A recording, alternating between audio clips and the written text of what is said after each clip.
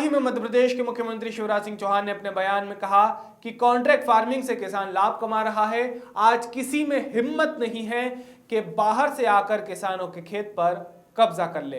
पहले से रेट पता चल जाए तो ये अच्छी ही बात होती है। साथ ही शिवराज सिंह चौहान ने कहा कि स्टॉक लिमिट समाप्त हो गई है, जिससे कि कीमत बढ़ेगी। स्टॉक लिमिट भी प्रधानमंत्री नरेंद्र मोदी ने समाप्त की है। जिसके बाद मुख्यमंत्री ने कहा कि हमने अभी तक 7 सम्मेलन किए हैं, जिसमें हजारों किसानों ने हाथ उठाकर इस बिल का समर्थन किया है।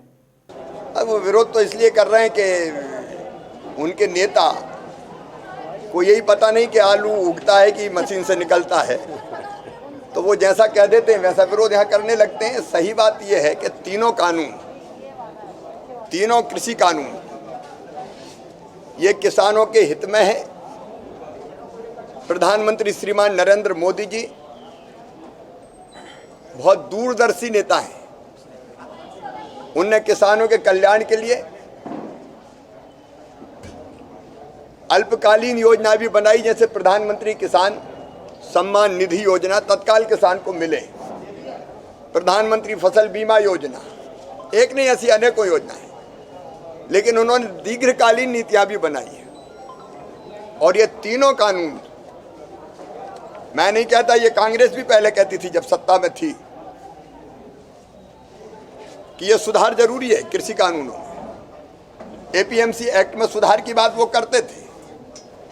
ये व्यापक हित में है किसान के, और ये बात लगातार मध्य प्रदेश में हम किसानों के बीच ले जा रहे हैं। और ये तो स्वतंत्र कर दिया प्रधानमंत्री नरेंद्र मोदी जी ने किसान को। नहीं तो बंधक था कि मंडी में ही बेचो। मंडी एरिया के बाहर अगर मंडी के बाहर अगर बेची तो ट्रक पकड़ लिए जाते थे। मंडी टैक्स की चोरी की, अवैधानिक काम किया। अब प्रधानमंत्री जी ने तो किसान को स्वतंत्र कर दिया कि मंडी में चाहो तो मंडी में बेचो, मंडी चालू रहेगी। मंडी के बाहर बेचना, मंडी के बाहर बेचो, फूड प्रोसेसर को बेचो, किसी एक्सपोर्टर को बेच दो, कोई अगर वेयर हाउस पर खरीदता तो उसको बेच दो लाइसेंस लेके। क्या दिक्कत है? जहाँ किसान को सही दाम मिलेगा वो खेत पे बेचेगा, वो खलिहान में बेचेगा, वो घर पे बेचेगा, वो मंडी में बेचेगा। किसी को आपत्ति क्या? काहे को आंसू बहाए जा रहे हैं? और दूसरा कानून भी, अगर बोते समय मुझे कीमत के दाम पता चल जाते हैं। आज तो जुआ है, मैं बोलता हूं तो 6,000 रुपया कुंटल बिकता है सोयाबीन, और जब मैं काटता हूं तो 2,000 रुपया कुंटल हो जाता है। अगर मुझे बोते समय रेट पता चल जाए कि इस भाव पर मिलेंगे, इस भाव पर बिकेगी मेरी फसल, तो किसी को आपत्ति क्या इस कॉन्ट्रैक्ट फार्मिंग में? और जिसकी बात आप कर रहे थे कि वहां खुद किसान लाभ कमा रहे हैं कॉन्ट्रैक्ट फार्मिंग से। हर खबर की ताजा नोटिफिकेशन के लिए जुड़े रहिए खबर 100 के साथ। बेल आइकन दबाइए और खबर 100 की सारी नोटिफिकेशन पाइए।